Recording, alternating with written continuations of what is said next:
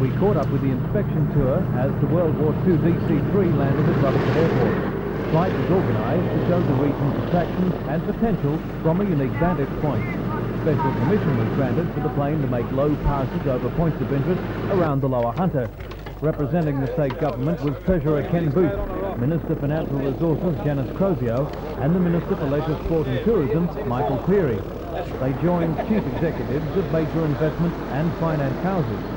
Chamber President Peter Evans says the Hunter is emerging from a period of unprecedented private and public investment, a trend he would like to see continue. We came up in the DC-3 today, which is the workhorse of aviation, and we suggest that the Hunter region is the workhorse of the state and of the nation.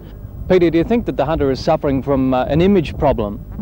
It has a serious image problem, and we haven't bothered to do too much about it in the past, and that's one of the main aims today, to overcome that image problem and to make very clear to people that we don't have industrial relations problems. In fact, we're leading the way in many areas in industrial relations. Our major projects in the Valley of Leyte, most of them have been completed well ahead of schedule and below budget. We don't have an industrial relations problem. Our pollution is now at a zilch level. We're the cleanest industrial city in Australia and possibly the world. And they're the things we're going to tell the investors about and the people who are going to be involved in tourism.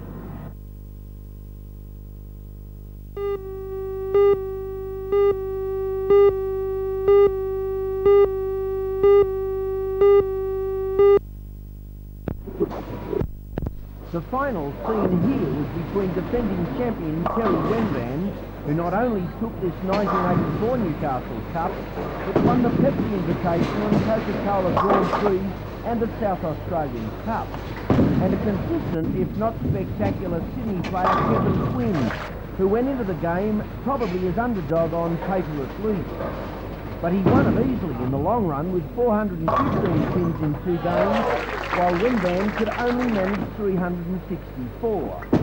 The best performed of the locals was Mrs. Lona Brown, who became the first woman ever to make the cut in open company in this event. She qualified 6th. Mal Horsley, who has won a Queensland Open and a Brisbane Cup and has represented Australia, was the best of the local men in a tournament described as outstanding.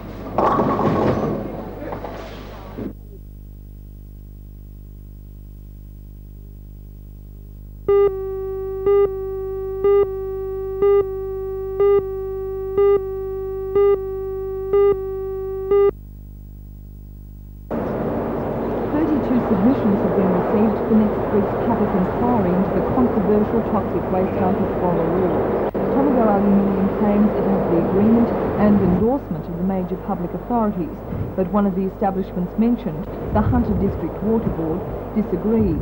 The spokesman for the board says that it objects to a toxic waste disposal site being established just 500 metres from the Grahamstown Dam catchment area. But he says if the proposed dam does go ahead, an agreement has been reached with the company to monitor the site. The Environment and Planning Department says that it has proposed restrictions on the project which may make Tomago Aluminium's plan unworkable.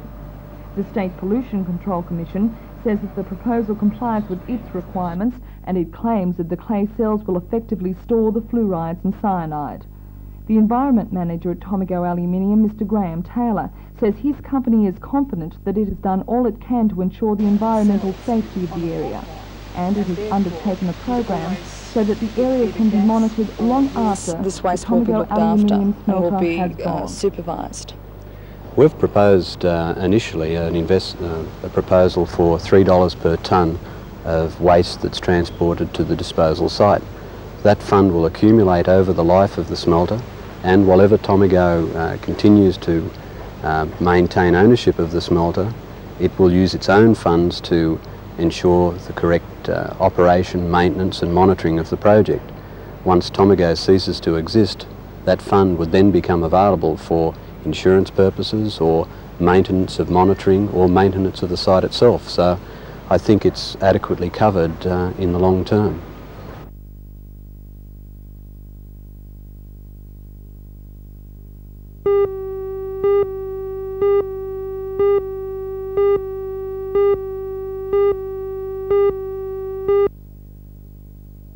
and in addition to that, that would bring the land to touch the Putty Road. School of Infantry and large district support unit were eased today when Singleton was named as the most likely site of the new combined infantry and artillery schools base, along with Hobart, which is picked as a heavy manoeuvres site. According to a submission to the state government drawn up by Singleton Shire Council, the Army has already been responsible for $56 million worth of non-military facilities, such as roads, water and sewerage in the Singleton area. Deputy Shire President Mr George Torres says this is one reason why the move to expand the present site should be supported. The area proposed by Council for the expansion is 3,000 to 4,000 hectares of selected sites surrounding the existing base, an area bound by Broke Road, Putty Road, the New England Highway and Pocalban State Forest. What do you think of Singleton's chances of being selected for the Army Schools complex? Well, my opinion and the Council's opinion all along has been that the existing Army base with a very modified expansion would prove to be ideal for the Army because of its strategic location to both air bases, population and the coast. The expansion move, however, is not without opposition. The Wallumbye Valley Association has formed a no-base expansion group committed to prevent expansion from going ahead. Our main objective is to provide information to the people. We feel that so far there's been a very distorted viewpoint put by Singleton Council in particular about the effect of the present base and the effect of future expansion. We feel that once that information gets out to a wider number of people, that there will be even greater public outcry than there is today, to the extent where we believe the objections will lead to a vote of no confidence in both Cessnock and Singleton Council.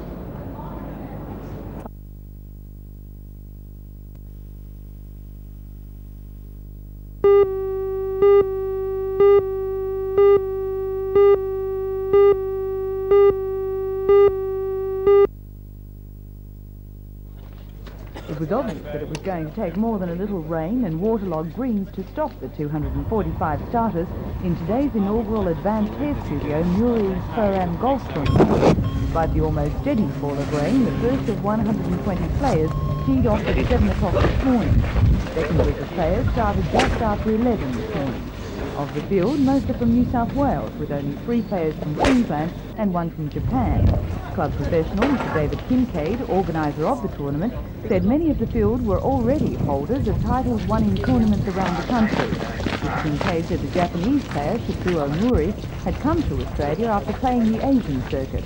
His partner, Billy Dunk from Gosford, already holds over 100 course records around Australia. I think Pro-Ams are very important in a way they're in addition to the major circuit, and it gives the golf professionals a chance of playing in addition to the circuit, because it's a very short circuit here in Australia, and it just gives them addition to keep warm.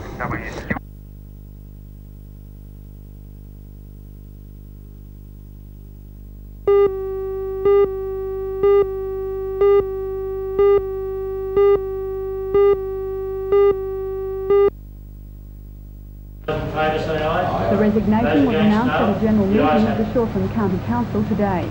Acting Chairman, Councillor Ted Truss, said the resignation was submitted at 5 o'clock yesterday afternoon and was effective immediately.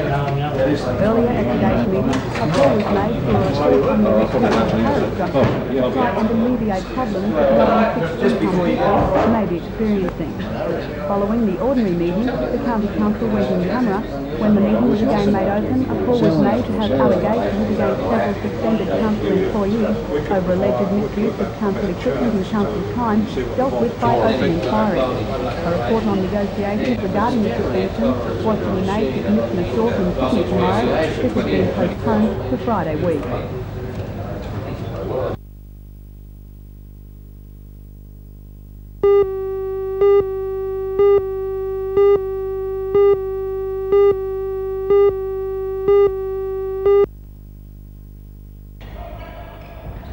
This is the first time the teams played together this year, so the game had a twofold purpose. It raised money for the NBN Television, and it also gave the team a chance to test its swings and see what its new player Scott Horrell from the USA is capable of. Team President Mr Warren Skelton.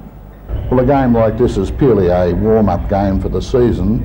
There will be major warm-up games, but this is really a run. The team have only been training for about 2 weeks, and on quick notice the boys put this on as a pick-up game, more to try and raise money for the telethon.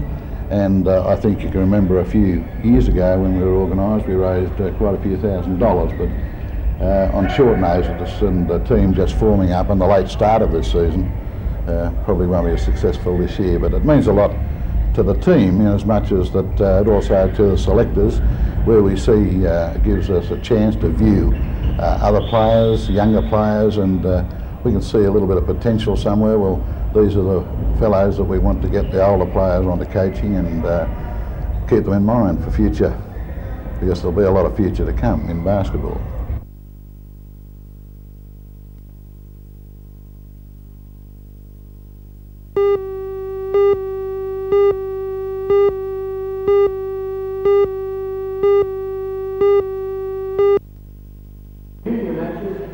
The team, which was introduced by NBN Television March, is in top condition for tomorrow's game in International Sports Centre. The Herald Challenge Cup now in its third year is one of the rare opportunities for Newcastle players to face the tough Sydney side. But it's hoped that that situation will change next year. Tomorrow the Newcastle lads will face their greatest challenge, the 1984 Premiers Canterbury Bankstown. Although he realises it will be a challenge, Captain Gary Martini, who played for Parramatta before returning to Newcastle to coach and play for West, is this district is a new team and we're very fit, a fit side, young and enthusiastic, so we take maybe the best of our chances, I'm sure we're all. The day of football will also include the match between Cronulla and Parramatta at 2 o'clock before the big game begins in Apple.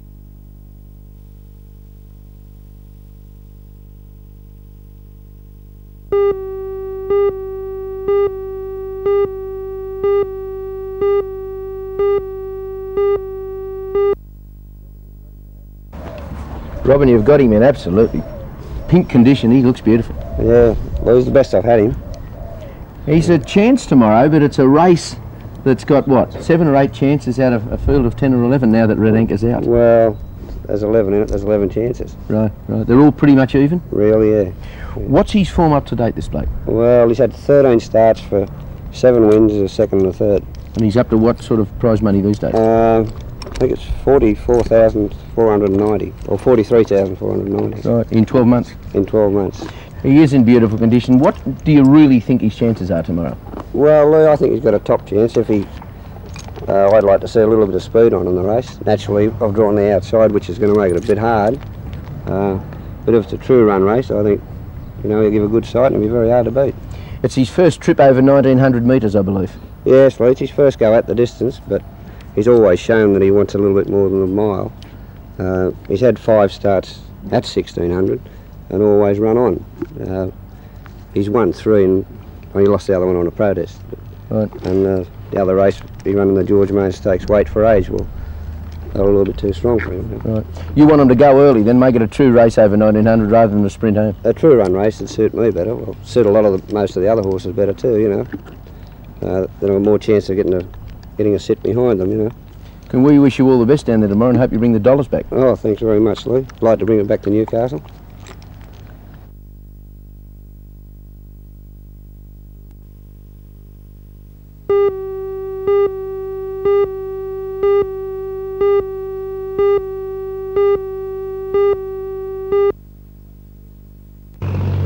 Both Wallsend's Chris Watson and Michael Poole of Parramatta have arranged to travel to England within the next few weeks, and both are hopeful they can gain contracts to ride a full season of English League solo competition. The pair having left with limited opportunities they had during the Australian season to Stephen date, Davies, and both have been even more successful in their first campaign. Sean Wilmot from England is also competing in the solo events this week and will give the 2 local aspirants an idea of their overseas future. Wilmot is a First Division rider in England. The $1,000 Super Sedan Firecracker Derby will be contested following a postponement due to the weather and the recess because of the Newcastle show. Current Hunter Valley Super Sedan champion Bob Brewer is one of the early race favourites. As a result of 2 weeks' recess, there is a variety of divisions taking part on the Speedway program this week. Formula 500 speed cars, hot rods, street stock cars and trikes make up the action-packed night of racing.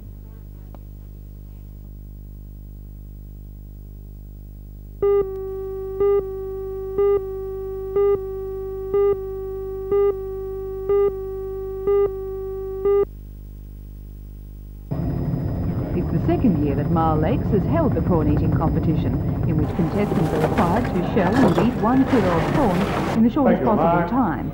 Around 25 contestants took part in the competition, cheered on by crowds of spectators. The competition is only one of the events included in the festival. The day started with a procession this morning, only mildly dampened by a quick downpour. The festival will continue through tonight, with square dancing in the streets and the presentation of prizes for the procession's best floats, the wet t-shirt competition and, of course, the prawn eating championships.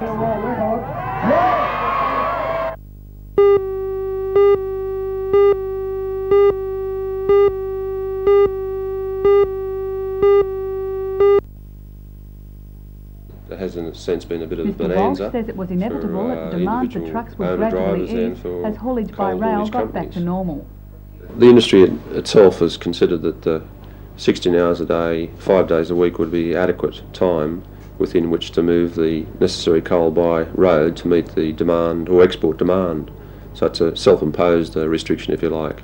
Was the restriction of hours determined in consultation with the Transport Workers Union? The Transport Workers Union should have been consulted. I understand that consultation may have taken place a little too late, but I'm sure that once the Transport Workers Union is clear to the government's intent, in other words, it's not the government's intention or the ministers to impose restrictions on the industry or individual drivers, but the industry itself has seen the need to reduce the number of hours upon which they'll be on the road to meet the export demand. The Transport Workers Union, however, doesn't agree. Newcastle Secretary Mr Barry Joy says his union will not tolerate the restrictions aimed at preventing trucks from hauling on weeknights and weekends.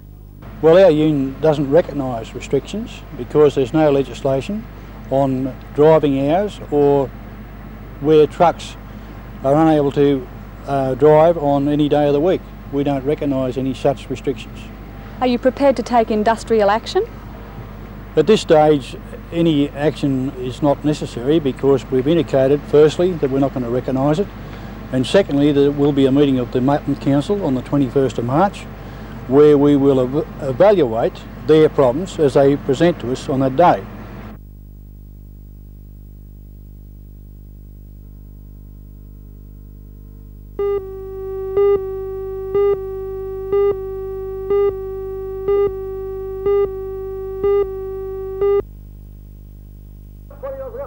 The day started off in a money-making vein, with hundreds of people bidding on the array of items up for auction.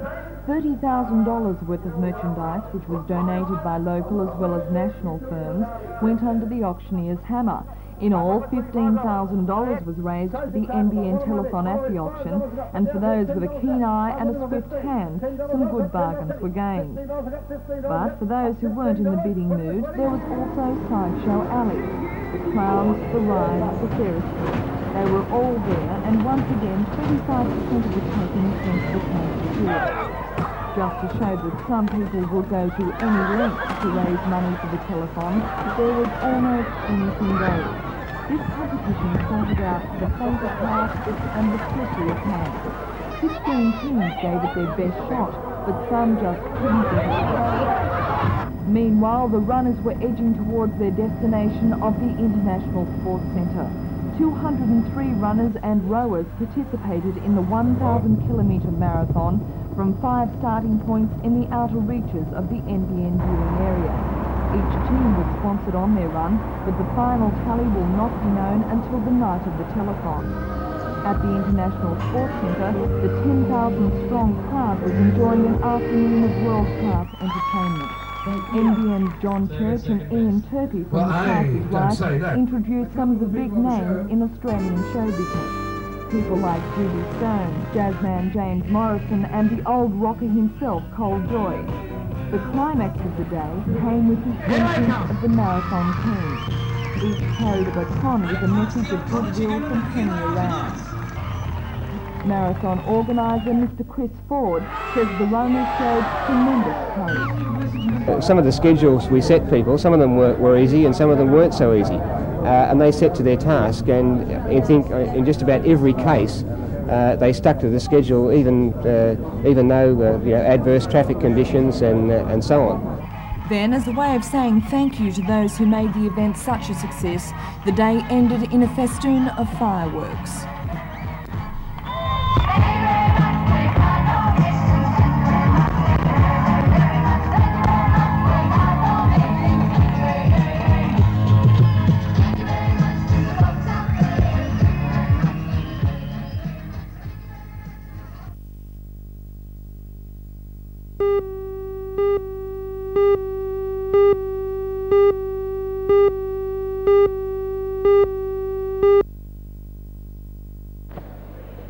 The 12 baseballers selected from the Newcastle Baseball Association were hitting and fielding up a storm last night at the Halzat Fitness Centre. The players, aged between 16 and 19, will play 8 games in their month-long visit and will be billeted by American families. The coach, Mr David Koch, says it will be a real learning experience for the boys, but how does he think his team will fare against the Americans? Pretty well. We're not expecting to win all games, we're not expecting to lose all games. They will grade the games, hard, mediocre and hopefully some easy ones, so we shouldn't go too bad. We've got a pretty good pitching staff. And what's the main aim of this tour? Basically to teach the boys, to show the boys what is happening on the other side of the world in baseball. The management team, consisting of the 4 guys, Jeff Daly, myself, Ronnie Parks and Jeff Kerr, are going across to have a look at what the Americans do and how